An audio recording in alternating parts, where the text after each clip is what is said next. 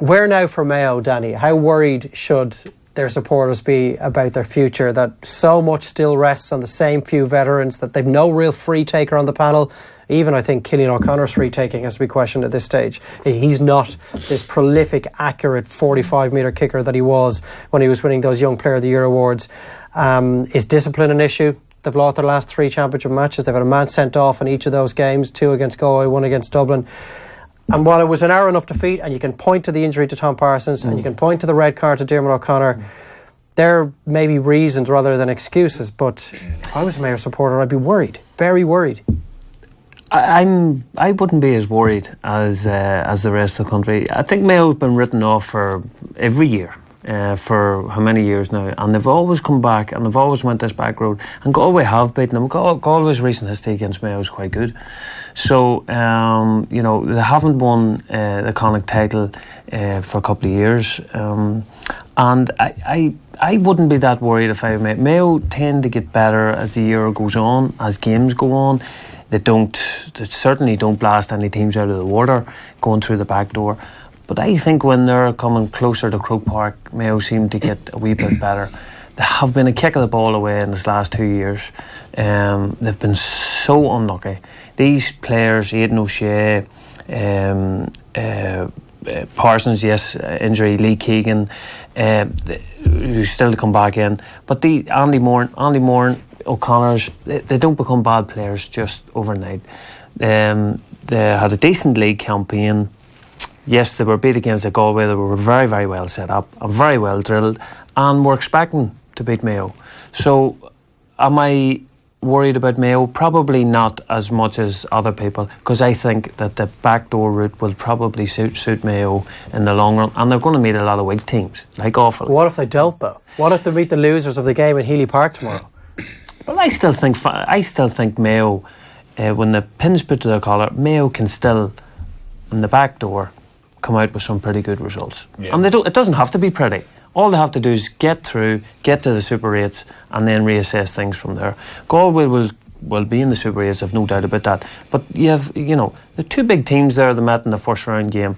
The loser was obviously going to go through a more difficult period, and the fact that they did have a long summer last year for Mayo, but they never shone in the league. They were giving the players a chance. So, I think Mayo can still come good. I really do. And I think any team that's written them off over the, this last number of years, I think it's always come back to bite them, because they haven't been far away. Teams will fear them. If you're in the hat now, and you don't want to pull them out of the hat. Absolutely not. The only problem I have with them is, I felt if Galway lost, I thought it might be a little bit of a kick in the arse for them, because they've had such a good league and there was an awful lot of people talking about them, and I thought actually Welsh wouldn't have been too disappointed, because he'd kind of say, right now we're going to really tear through, and it might give them a bit of impetus. And I really worried for Mayo, because I looked at the team, and bar Loftus and it's still, we talked about Monaghan, it's still same old, same fellas. See, that's the basis for my fear for Mayo, and that if they don't get big games out of Moran, out of Aidan O'Shea, Keith Higgins, Lee Keegan when he's back, Colin Boyle, Kevin McLaughlin, there are no guys to replace them. Yeah, that's a lot of players. That's a lot of big players. Yeah, exactly. Need to be really bad. Yeah, but it's the same guys every year. Well, what you need is, and this is what I think may help them. If the nice break now will help, because you'll be able to heal, and we've been here before. That's going to be the talk, and we can do this again. So that's going to be the kind of rhetoric going around. And whether they pull a strong team or a weak team, you're probably better off pulling a strong enough team, because you can really go at it, and as soon as you can see it just being stamped up on the wall, here we go, we're playing either Monaghan, whoever it is, and the thing he really needs to unearth then through that backdoor system is, like Loftus or someone like that, really has to start standing up. So he has to unearth. For years, though, I know, but this is why the qualifiers can maybe bring that. If it can't, and you're correct, if he's still having to rely even through the qualifiers that you're still going back, well then they'll get to the Super 8, but I don't think they'll push it. That's the crucial thing. That I don't think they can take a strong team in the first or second round of the qualifiers. I think they need a couple of easy rounds where I don't expect them to be doing that well. But look, it is easy to make the grandiose statements and write them off, because inevitably at some stage you are going to be right. That amazing group of players that Mayo have, at some stage them boys are going to be 45. They will be too. So if you keep saying it, they're going to be right at some stage. But going purely on last week's game, let's bring this into context. If we're giving credit, or if we're building up Galway to say they're one of the top 3-4 teams in the country, well then Mayo went toe to toe with them, with Cillian O'Connor just back having no football under his belt, Keith Higgins having played no National League football, no Lee Keegan, and playing the critical part of the game with 14 men, and yet half fit Cillian O'Connor when he does come on. Jamie O'Shea hardly any football. Tom Parsons. And yet it was only in the last kick of the game with that goal that Galway beat them. Right up until that, Mayo were still so they're not that far away. You could flip it the other way and question Galway. You could say, well, hang on, Galway, you were, on top form in the league. You were playing against Mayo with all them weaknesses that I've just described, and they went down to 14 men, and yet you still, to score a goal like that takes a measure of luck for any county team to get that opening at that critical time. Very easily you couldn't have had that. And then, so Mayo could have came through that game quite easily with a point win. The entire talk this week is completely different. So different. The narrative.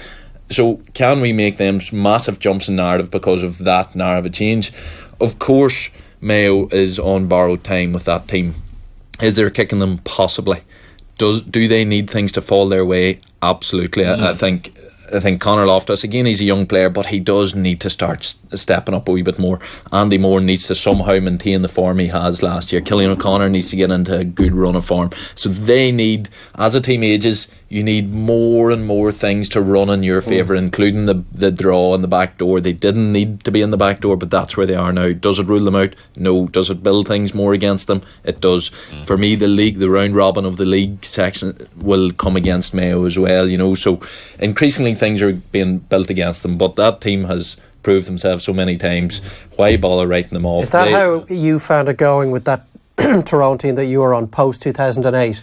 That as the years went by, you felt more and more things had to fall your way. Probably prior to 2008, we had probably started to slip 06 and 07, and 08 was a reasonably new, a fair smattering of new players, and we had a poor league campaign, relatively poor league campaign. We got put out in the first round by Down after a replay, and I remember we were completely written off in that game, and we scraped through a number of qualifiers, beat Mayo actually in a crucial round 4 qualifier where we got zero credit because it was a poor game, but we took massive credit because Mayo had a decent team, and then we hit Dublin in the quarter final, and then we hit form. So we needed that bit of time to rebuild ourselves. We knew deep inside, we were looking around the dressing room thinking, we have quality, if we can click, we have got something here. But that was our last kick. It proved to be our last kick. We probably should have done something the year we got narrowly beat by Cork. There probably was something else there as well, but we never came. So 08 was a wee bit of a kick of us, but Mayo were about 3-4 more years down the line than that Drone team was at that stage. But they will still feel that way in that changing room, Anthony, just the way that Enda has described. They'll look around at each other and go, look at all the quality that's here. Absolutely. We still have that kick. They will, yeah, but I think then it comes down to mental fortitude rather than actual ability and skill and everything else that they have, because they've shown that. Now, their mental fortitude has been shown as well. It looks like their mental fortitude is infinite.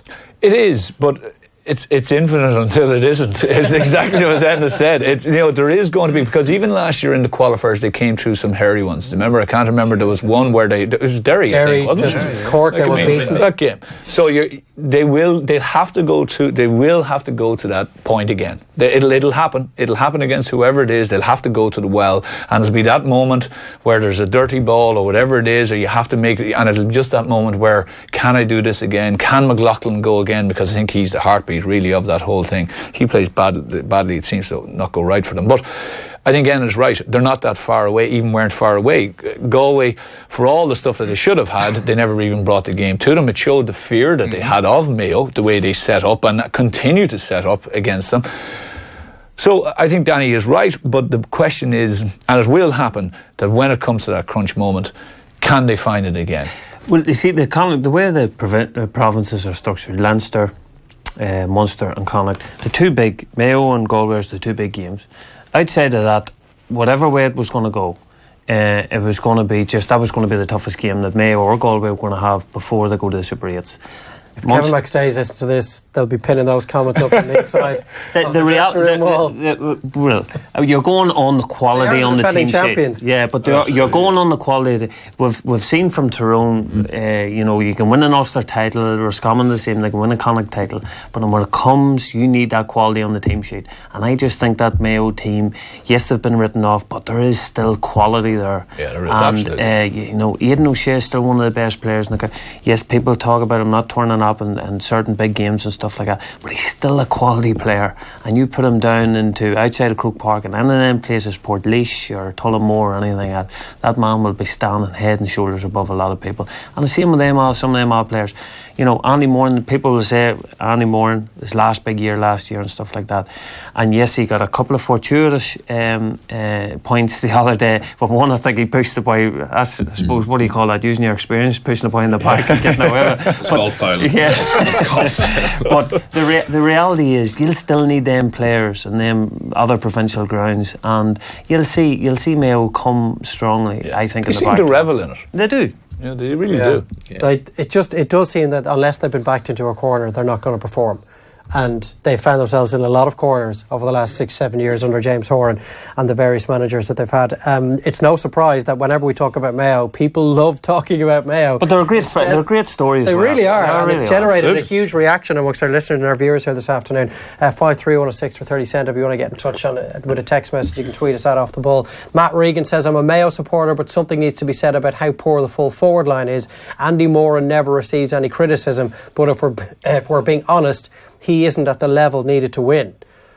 Now that is as critical a text of Andy Moran that I have seen. He got two from play at the weekend. Yeah. Yes, he was being crowded out, but it was a Mayo team that couldn't find a way through. What's Andy Moran expected to do? He's the footballer of the year. When you've 10 or 12 or 13 players behind the ball and you're playing on the full forward line, I would say it's the most difficult position in Gaelic football now, is the full forward line.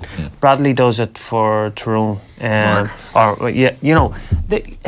mightn't touch the ball for a whole half. That is what we're talking about here at inter-county level, at the highest level. So I think people that criticise inside forwards in today's game really don't understand today's game. But he was also being selfish, Danny. He was also back in his own defence, working hard. Like I was actually saying he shouldn't be doing that at all. He should stay up. No, I'd think Andy Moore, I suppose for me, I don't see him as an out-and-out traditional top quality full forward or top quality forward, but he has worked so hard at his game, and last year, like you cannot argue against Evans to do what he done in the biggest of games. The consistency of his shooting, his finding of space and shooting on the turn.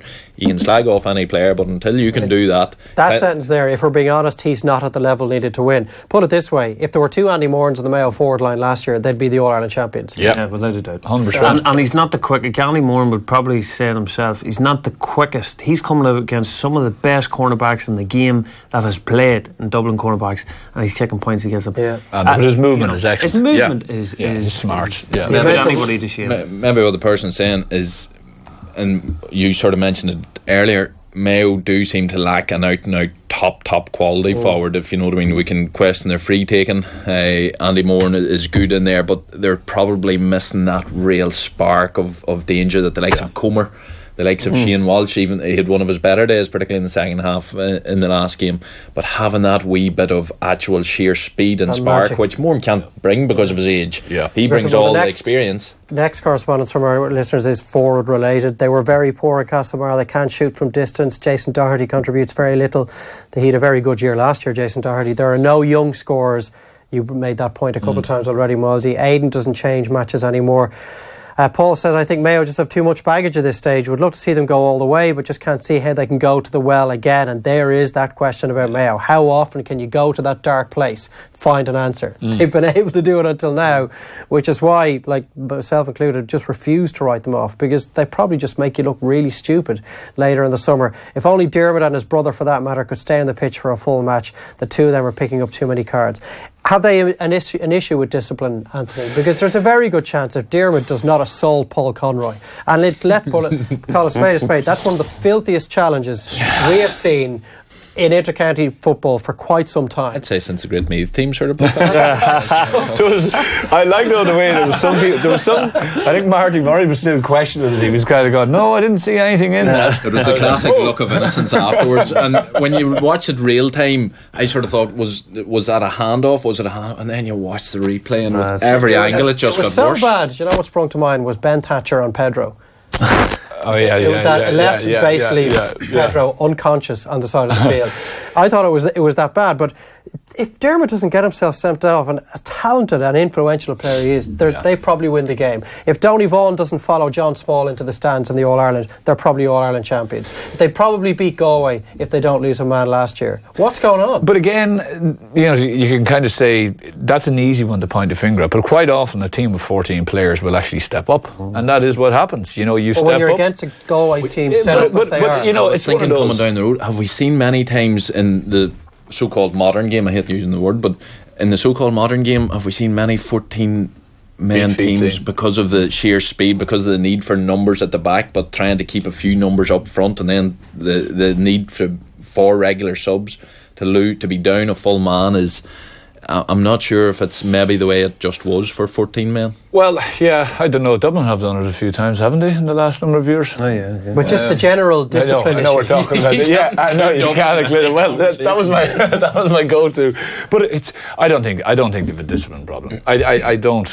It's not massive. I don't think it is. I don't think it's a situation where there's anything. Okay, you can look at the Vaughan thing. It is rash and all that stuff, and O'Connor. But I just think I'd say they got really pent up. The league affair was fairly feisty. Okay, there was bodies everywhere. Conroy is a big figure for Galway. I'd say the thing was, and plenty of heads, give him plenty of it and see how they react. And there was always going to be a bit of that rash, everything else. I still think though, Mayo, we just said it, they love adversity. I think they actually said, okay, 14, here we go. It's just another adverse element to another story to tell our grandchildren. So we just lob it in there with the rest and we'll keep going. Well, look, they've got a belly full of adversity now, and who would back against them coming out with it? Hey, hope you enjoyed that latest offering from Off the Ball. If you want to subscribe, and you should, check out just up here. All our latest stuff is just down here. Generally, knock yourself out.